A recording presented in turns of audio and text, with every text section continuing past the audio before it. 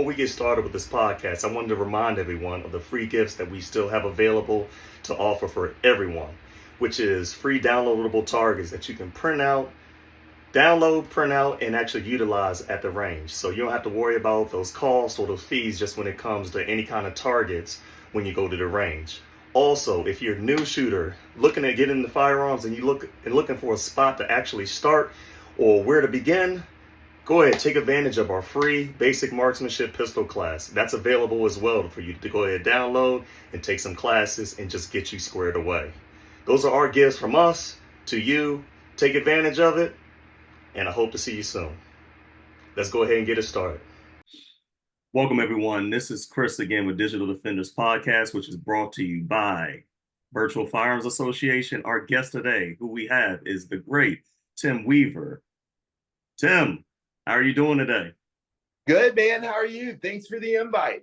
Absolutely, absolutely. So, Tim, let's talk about your business and your online store that you have. Let's talk about the name and, hey, how did you come up with that?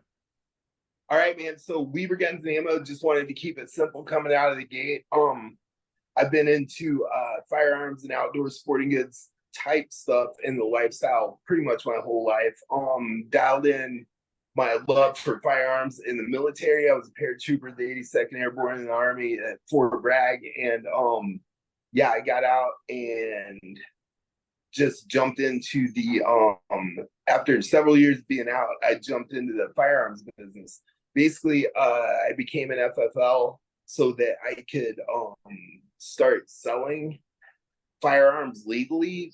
And that's kind of a complicated process as well. So whether you're like home base like me, a mom and pop storefront, or Bass Pro, big chain, you need to acquire a federal firearms license to legally sell firearms in America. So basically the process of that is start a business with the IRS, get your tax number, get your state business license, get your city zoning approval, and have them approve whatever form you want to do the business in. So whether you're home based, online, mom and pop shop, or a franchise, you have to have the city's approval. Once you gather that info, you send that info into the ATF after filling out the FFL application, which is actually kind of similar to 4473 form when you purchase firearm, but there's business questions. So, and then they come interview you, teach you how to conduct the business and background checks and forms and all this stuff. And then you are good to go. You can either go buy a store at that point, or you can start a website. Currently, I think it's just the economy across the board. Online is pretty much the way to go. I did it online exclusively for the first 6 years, and it amazing success. And then I bought a local building and went through all kinds of nightmare remodeling stuff, and it took us forever to actually get open. But the area I live in just wasn't receptive, not due to politics, but more to probably financial issues in this area, in the economy. That didn't work out. So now I'm in the process of transitioning back to exclusively online once I get my building sold. Okay, that makes sense. I think the importance of just online versus in person is pretty much just the convenience. Most people, what are we doing? We're sitting there on our cell phones, scrolling, just looking at things or whatever, or doing basically window shopping from a cell phone. So you see something that you like, go ahead and make a purchase and find yourself an FFL dealer like yourself, and pretty much just go pick it up at that point. It kind of just eliminates the whole going into a store and shopping around, because of those of y'all new people who haven't actually got into actually purchasing a firearm. There are a gazillion different firearms out there, and there's not one store that literally has every single one of them available. So just keep that in mind. Like, while you're doing the window shopping, you see something that you like, make sure you contact your FFL dealer and go ahead and provide that little serial number that has provided for them, so they can go ahead and get everything approved and get everything sent out to them, so you can go ahead and pick up your firearm. So yes, and that's 100% correct. And what I always did when I was exclusively online was, okay, man, especially to new gun owners, is Mhm. go to male or female. Go. It's a very personalized individual choice. So go to a store and see what start handling firearms. Mhm. Start, what feels right to you. Go to a range, rent something.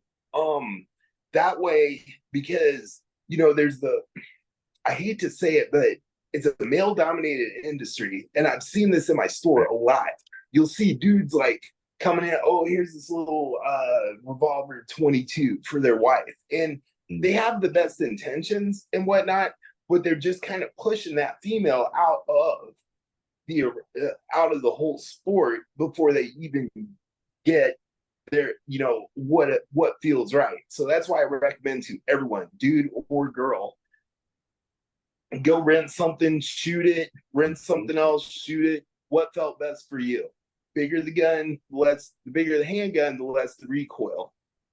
I Right. so when you're like getting this tiny little thing you want to put in your pocket or your back pocket or whatever, are you really gonna, if you have a fraction of a second to save your life, are you gonna be able to get that tiny little thing out in time and get a good shot picture while your heart's racing, people are jumping in between you and the bad guy at Walmart or whatever? That could turn out more traumatic than something you took the time to get to feel comfortable with and shoot and train with and all that. So yeah, that's with a store, you have the opportunity to educate people on that if they want to be educated. But that's a whole different thing in itself. You're absolutely right about that. We're definitely at a point now, and just I don't even know how to put it, but we're definitely at a point now that just when it comes to just going out in the public, it isn't exactly what you call safe anymore. So I'm just glad that people have the ability of basically being able to carry their firearm for protection. What are your thoughts just when it comes to just personal protection and carrying a firearm?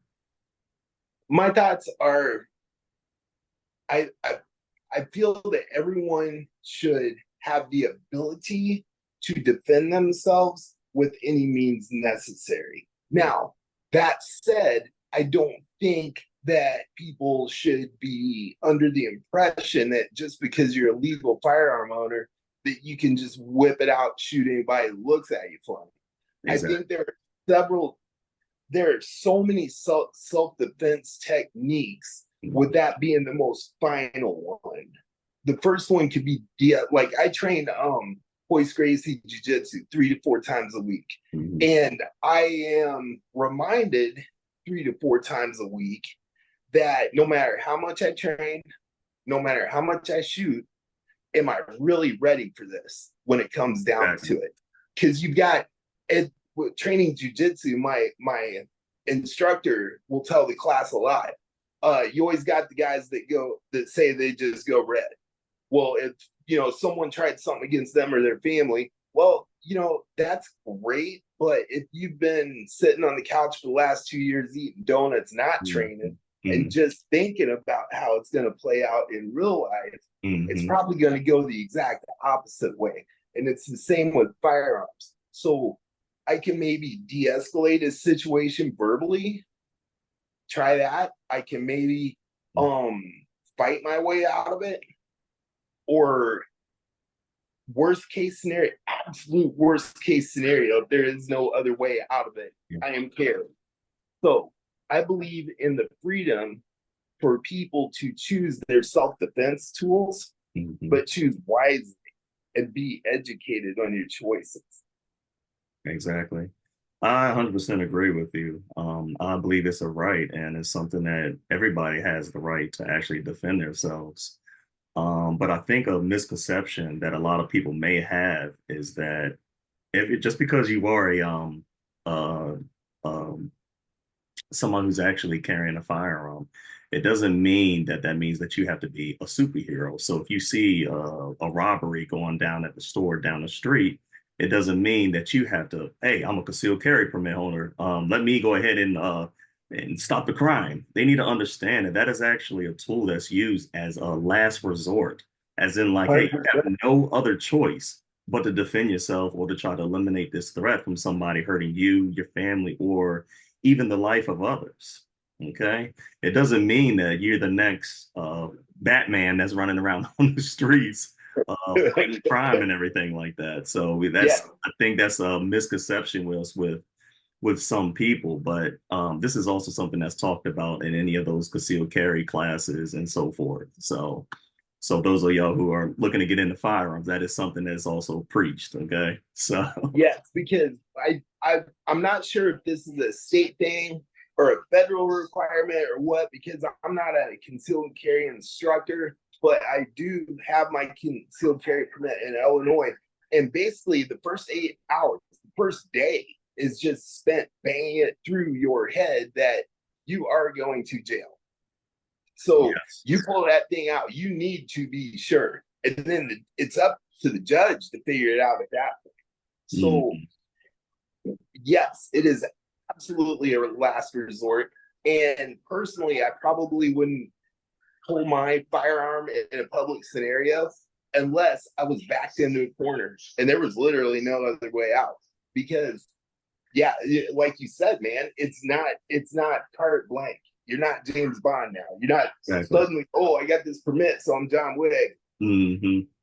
Yeah, and that's kind of laughable in itself, but that's kind of a media portrayal as well. I feel that, okay, the anti-gun side paints a picture of a firearm owner, Mm-hmm. whether it be a criminal that got it through illegal means or a legal gun owner like us who choose to educate and train ourselves.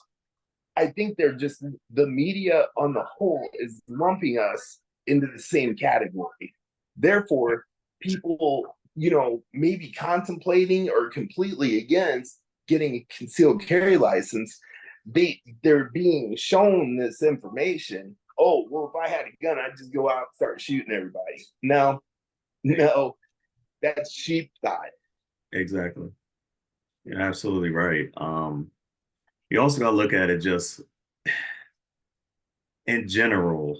You never know what somebody may have. Just, I mean, looks can be deceiving. You don't know who has anything. You know what I mean? And some of those, especially concealed carry holsters, it looked like they just have a regular just shirt over top of jeans or shorts or whatever, Mm-hmm. even the belly band holsters and things like that. So just when it comes to you being just in the public in general, you just never know as far as just what somebody has or what somebody is capable of. Especially just with some of the recent events that actually took place, like for example, the Trump rally, the huge crowd that was out there. I mean, who would have thought that you just going to one of these rallies that it could be a potential assassination attempt that to actually take place there. I mean, who would have thought that even on top of that, what the boy was 20 years old, the Ethan Crumbly guy, he was 20 years old, and he was literally going to try to take the life of a potential new president. So it's the world that we live in is just wild, you know? So I This can get really complicated, but okay, first of all, my overall political beliefs are, I believe Bob and Tom should be able to come back from their honeymoon and protect their weed field with their RPGs and AKs. I believe in freedom. You know what I mean? absolutely. And dude is that dude, what 20-year-old guy is at an age where people are 100% influenced by their biased social media feed.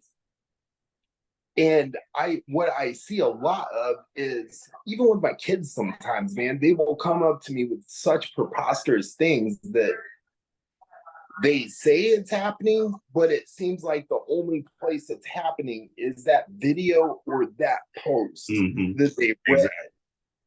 So Exactly. when that has become such a huge influence in society, and people, not that I'm saying watching the news channel is the way to go, because it's not, but when people start depending on something that doesn't have to be verified or cited for sources to see if it's even real. Exactly. That's just the funnel for their hate, man. And Mm, that's more of an individual issue, I would say, than of what's really going on in society. Because no politicians like twisting anybody's arm to share all these hateful memes and videos mhm. and whatnot. And that's the individual's choice, man. And that's Exactly. where it gets complicated. So when I see like people all, well, we need a politician that's going to stop this hate. Well, what politician made you share that hate? Exactly. That's coming from all of us. And I think it's from an overall frustration and both sides being misinformed and misled for so long that people are just angry. And you see that in the comments of all these posts. Now, tie that back into the gun thing. You've got people on both sides of the debate, pro and anti, Yeah. both uneducated. And I see that every day, man. Exactly. I see my own friends like, well, you got, what did you expect with the Trump assassination? Because guns are completely unregulated and blah, blah, blah, and just going on and all this stuff. And I'm like, is it, I'm a professional in the gun industry, and I know the tedious records I have to keep for each firearm sale. And I'm like, what? Where did you even get this? And I Exactly. mean, you believe everything you see on social, and that's part of my frustration with it. And that's where I think the extreme left or the extreme right can be triggered just like that, and taking actions just like that. Now, the monumental security breakdown Mm. that enabled it to happen is a whole different story in itself as well. Yeah, absolutely right. Absolutely right. With this particular guy, the Ethan Crumbly guy, it said that he was bullied in school, I guess picked on like pretty much his whole entire life. Not an excuse to me, but do you think that that plays a big role, like as far as that in mental health, or is it the guns? How some people try to paint it out as being the problem. Like, just like you stated, guns need to be regulated. This is why this situation happened because there's no regulation when it comes to firearms. So, but keep in mind, this guy had a clean record, great employee, did everything the way he was supposed to do, and he just one day he starts researching all this. Where's he going to be located at? He had, I believe they said he had bombs in his car and like some kind of bomb drone and numerous magazines that were located in his car. What are your thoughts, just as far as when it comes to the mental health topic or being bullied versus just firearms in general? Do you think that is something that what one outweighs the other, or is it a combined problem?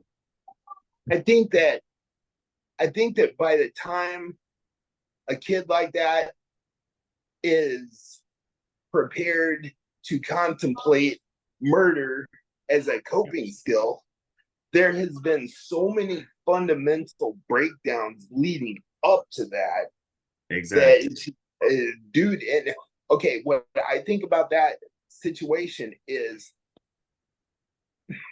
when people start categorizing, oh, it's the gun, oh, it's the this, oh, it's the that, for like a quick 120 character or less excuse, that's where I feel society as a whole is just getting lazy.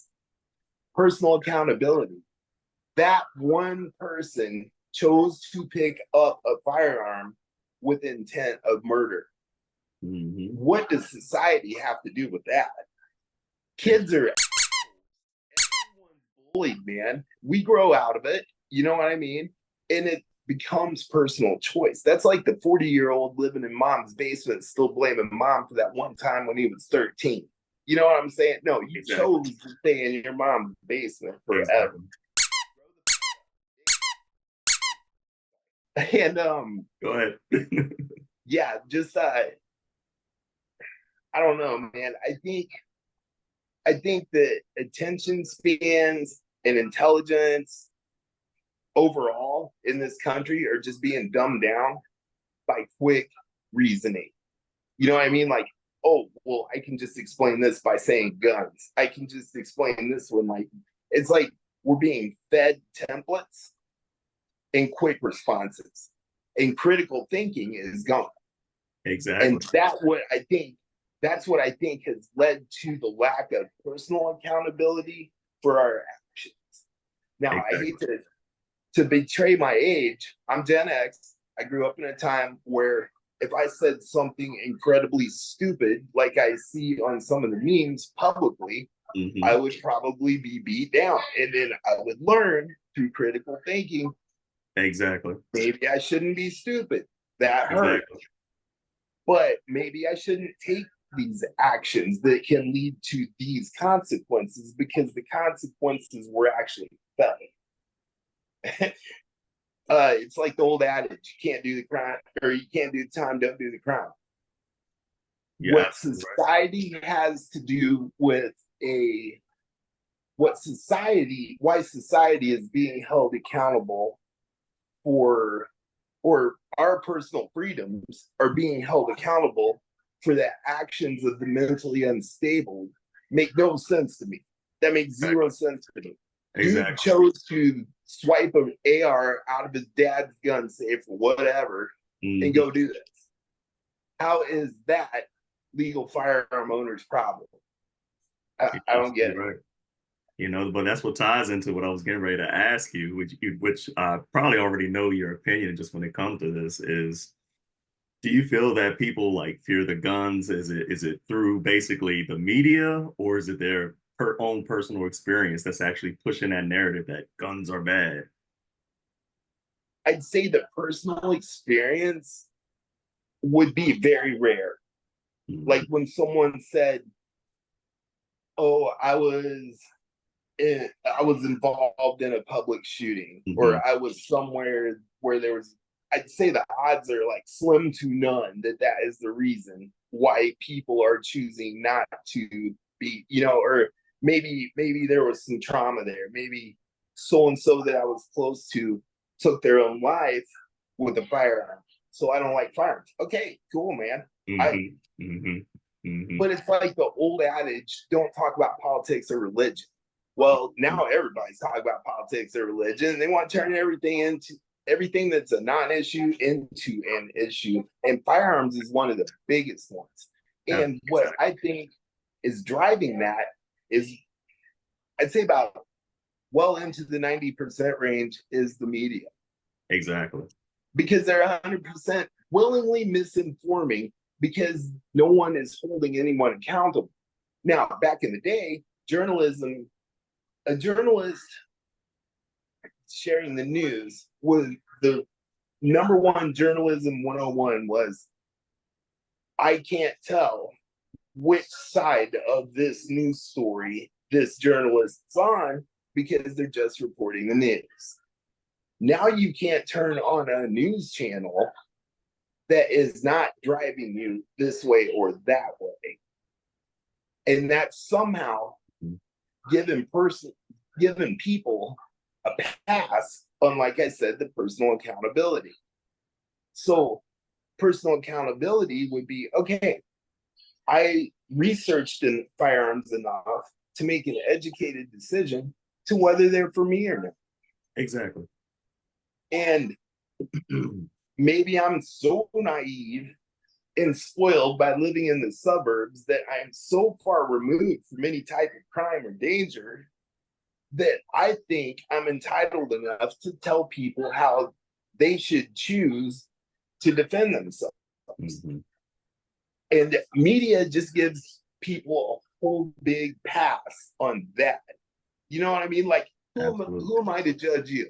I have no idea what neighborhood you live in. I don't know what your drive to work is like. So who would I be to judge you on your choice of self defense tools? Exactly. I agree. I agree with you. So just with the whole events and everything that's just taking place in the world, and it's election time, obviously that's coming up. The price of ammo, as you can already see, there's starting to be a rise in ammo that's out there. With you being a FFL dealer, what are your recommendations for you to help mitigate just some of that price increase or that inflation just when it comes to just ammunition in general? Well, that gets really complicated too, but okay. The next step in getting your FFL is you get your distributors that you buy from. There are 6 big distributors in the firearm industry we all buy from. I don't care if you're home based, mom and pop shop, Bass Pro shops. We all know the same sales reps. We all buy from the same 6 distributors. Those 6 distributors are not changing their prices for their items, whether it be firearms or ammunition. It's the individual retailer that buys from those distributors that sees trends. I mean, it's just basic business decisions. Okay, everyone's jacking up their price of ammo, so I'm going to expand my margin a little bit more. Now, you've got your ones that go way up, and unfortunately, they've got the biggest platform. But during the last ammo shortage, COVID, Biden, all that, those were I was still home based and just doing this online. I never changed my prices because I didn't have to. I have a percentage margin on top of dealer costs that I can make to support my family and operate. Never changed it. I didn't have to because the distributors didn't change their prices. Everyone skyrocketed. Dude, I had a really good connection with one of my sales reps for my distributors, and I always had ammo during that shortage to sell. I'd have 3 or 4 pallets of ammo dropped off in my front yard once a week from one of my distributors. I'd bring it all in, upload the listings on my website, and it could be $250,000 in ammo, $500,000 in ammo. It was sold in 10 minutes once I got it up on my website. And I just didn't change my price. And that's one of the ways that my website at the time got out in front of everybody else. Okay. And that's the cool thing, going back to the online versus storefront. If I just had a storefront, I'm just reaching my area, which is a very small area. Yes. With a website, man, I'm reaching the whole country.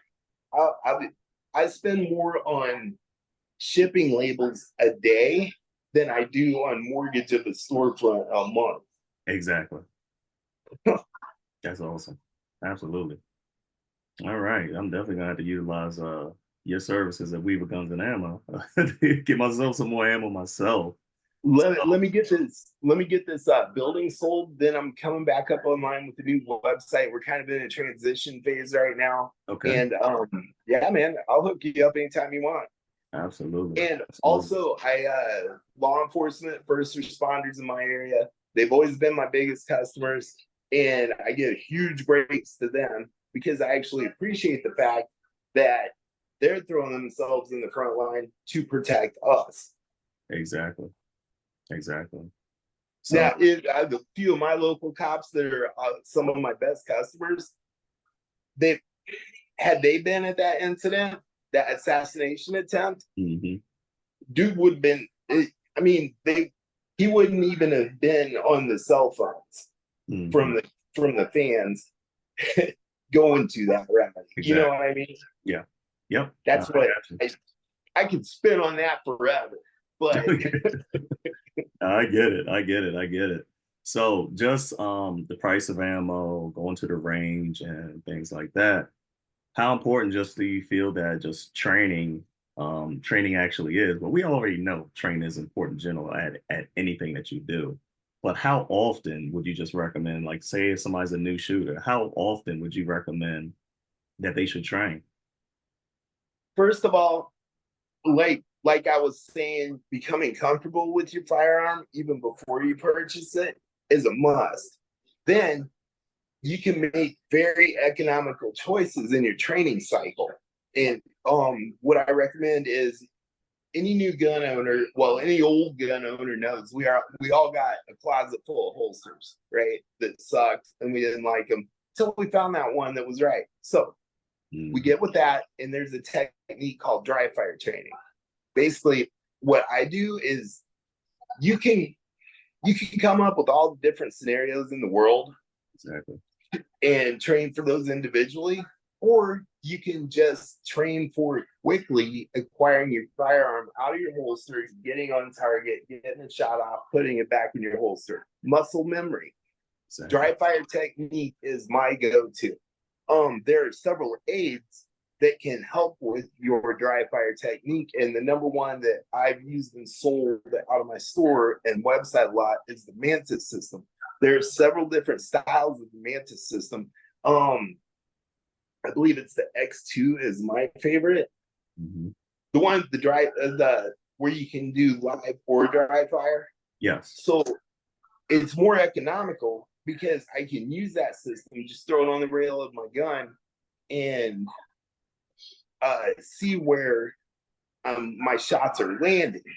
Therefore, if I can get past the anticipation phase of being a new gun owner and just repeat what I've learned through muscle memory using the Mantis system, then I'm gonna have those quarter size shot groups all day long at the range by using less money spending on ammo. Exactly. That was one of the things that I just learned, especially when the whole COVID thing took off and everything was closed and everybody pretty much had to stay inside and all that other craziness, which I'm glad that time is over. It was driving me nuts, to be honest with you. But Yeah, um, that's one of the things that I also like, especially just when it comes to the Mantis system in general, is that you can pretty much you bring the range to your home with the whole targets and everything. You have a downloadable app that you can use. You can see right then and there live as far as where your targets are actually landing. Also with the Blackbeard system, with if you have a with the rifle, AR. so you can use that as well. We already know that, like, for example, price of ammo is actually going up. It's going to go up. It's probably going to continue to go up. This is just the beginning phase of it. It's going to happen. It's inevitable. But you having systems that you can bring at home, like just like the Mantis, which is what you just mentioned. You build that range in your house. You can have it set up. Like me, I've had it set up all different angles. I have little barriers, little places I can use as cover. They have shooting drills as well, as far as bringing it out of the holster, shooting. They have different objects or different target groups that you can actually use. Because one of the things that I just recommend to, or that I tell students or people who I'm training, just when it comes to firearms, is that you will probably 100% never be in a situation in which the target is completely just standing still, like the humanoid silhouette that you see at the range. You will never see somebody like, okay, go ahead, shoot Never. that guy. I'm coming to you. No, they're probably gonna run in, dive in, shooting back at you, and so forth. So it's important that you try to use dynamic drills as far as pulling your gun out of your holster, drawing, getting on target, shooting, and actually being able to do that as efficient as possible, and actually being able to do it not only as efficient as possible, as accurate as possible as well. Because just because you have your concealed carry and you're that guy who's walking around carrying your gun, if it comes down to the time of you actually having to use it, you mentioned it yourself. When your adrenaline is pumping and everything is just like happening so fast, you're going to rely on your training, rely on things that you've actually utilized and been able to do often. So to me, training is absolutely everything. If you could just spend a couple moments, like some people go to the gym every day, if you could spend just, I don't know, 10, 15 minutes of doing just some holster drills and so forth. I recommend that you, what's the saying, how the saying goes, to have it and not need it, than to need it and not have it. And you can use 100%. that. Yep, and you can use that as far as just your skills in your training, because I'm telling you, you will always fall back on your training, just like the military guys and so forth. If there's anybody or been in a combat situation or whatever the situation is, the first thing that you rely on is you automatically go back to your training. You automatically go back to what you've learned, or automatically go back to what you already know, because it's something that you've been doing over and over and over again. So yeah. Absolutely. Because any scenario you played out in your head, what you think it's going to be like, it's not going to be like. Exactly. And you're always going to be at a disadvantage. And we used to, at the store, we used to have Mantis League night, and we come up with different scenarios for every Saturday when people would show up. And what amazed me was that not that many people showed up versus concealed carry holsters in this area. And I know it's a thing, but it still blows me away because the people that could benefit from it the most are the ones who have too much pride to admit, well, maybe I can learn something new. You know what I mean? Oh, I've been around guns all my life. So you there's like a 99% chance that you've learned wrong all your life and taught wrong all your life to your kids or whatever. And so we make like fun exercises to almost impossible exercises, like door kicking scenarios where someone you're sitting there watching your TV and someone kicks in your door and takes you completely by surprise. Bam, okay, so there goes that myth. I own a gun. I have guns all over the house. We're completely safe. We have scenarios we train for. But if they get the drop on me that quick, it's done. And nowhere in my John Wick fantasies did that happen. So yeah, training, getting surprised, maybe doing some push-ups, doing a little 25-yard sprint, and then start your training scenarios because that's going to simulate the autonomic nervous system kicking in, heart racing, hands shaking. You're not used to that with, like you said, with the perfect silhouette target. No, you're just standing there with your headset on, chilling, having fun. Your target might look like a 20 gauge shotgun hit it, but you had a good day at the range. But all those little shots that are outside that center is some kid or some grandpa, at Walmart while you're trying to be a hero. And another thing, I think the thing that gets overlooked the most is, okay, let's play this scenario through. Okay, the shooting's done. All right, cops start running in. Unless you're wearing a white cape that says I'm a good guy, then you have a gun, bad guy has a gun, you're both getting put down. That's why I'm so hesitant to ever pull in a real concealed carry situation, unless that's just it.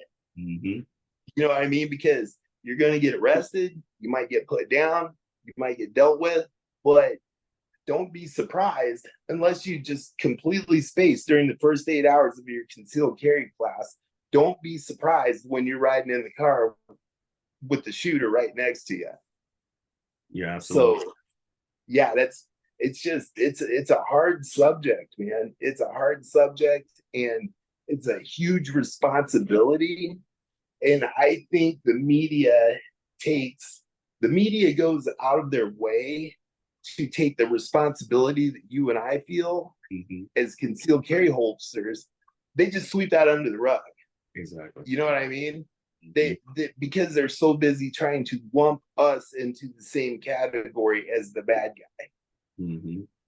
Yeah. So training can prevent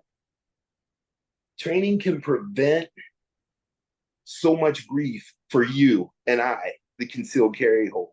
Yeah, because I don't want to go through all that grief. So that's why I train other methods of self-defense as well.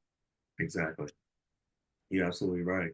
One of the things I also wanted to mention, just when it comes to the Mantis system in general, is that it's not like you're using a dummy gun or a fake type of gun. You can actually use your real firearm to actually practice and train with it. You get like a laser round, or it kind of looks similar to a bullet, but it's not an actual bullet, but it's a laser on it. So anytime that firing pin is actually hitting that laser, that's the little red beam that's actually being marked as far as where your rounds are actually being simulated, which is actually going through your barrel. So it's pretty accurate as far as just where your Yeah, shots are actually landing at, which I think is phenomenal just when it comes to overall using that system in general. So, absolutely. And what I love is that it's backed by the tech and the math that it takes to read the micro movements in your hands, because mm, that's where all your mistakes are in the first place. You get your basic stance down, fighter stance, you're okay. Okay, I'm solid, can't be pushed over very easy. Then it gives you the instant feedback after every shot. So it's like, okay, I can just switch this up because it's reading the micro movements that I can't see. So when I point at a target, I can't maybe see with my iron sights how exactly. much I'm really wiggling the end of that gun. And eighth of an inch off at the barrel is a foot off at the target and keeps getting bigger off, a bigger miss as the farther you go out. So that's something that the Mantis system, whichever system you choose to train with, can Mm, really clean it up a lot. exactly. I agree. I agree. So, with that being said, if there was one thing that you want to leave with everybody, especially new firearms, I try to just reach and touch new firearm owners or people who are actually looking to get into firearms. If there's one thing that you just recommend that they become efficient in or something that they should do just immediately, just when it comes to their firearm in general, what do you think that is? I know it's a lot, I got but to break that into two if you parts. had to name one, no, go ahead, go ahead. Okay, I got to break that down into two parts. Okay, no One, problem. basic safety rules, BSRs. Hmm. Know those like the back of your hand. Demonstrate them every time you pick up a firearm. Keep your finger off that trigger. Know what you're shooting at. Know what's behind your target. Just the simple things, man. And the simple things are so overlooked. And then the next thing would be keep an open mind. Forget Absolutely. everything you think you know. Because if you go into a new, something you've never done before, thinking you know something, it's probably not going to turn out well. And that frustration that it's not like the picture you created in your head could maybe turn you off of it altogether. So keep an open mind. Keep an open mind to be safe. Absolutely. Absolutely. Thank you, Tim, for your time. Thank you for joining us. I want to just thank everybody for tuning in for Digital Defenders Podcast. We hope you enjoyed today's episode. Found it informative and like what you heard. Take a moment to subscribe, rate, review the show on YouTube, Spotify, and Apple. Your support helps us reach listeners just like you. Don't forget to follow us on YouTube, Instagram, TikTok, Facebook, and Twitter. If you have any questions or topics that you'd like to cover or that you would like for us to cover, reach out to us at virtualfirearmsassociation.com or virtualfirearmsassociation@gmail.com. Also, if you're looking to get in contact with Tim and you want to reach, if you want to reach him in his store, what's your email address or your contact information? So if anybody wanted to contact you as far as just for an FFL or whatever reason.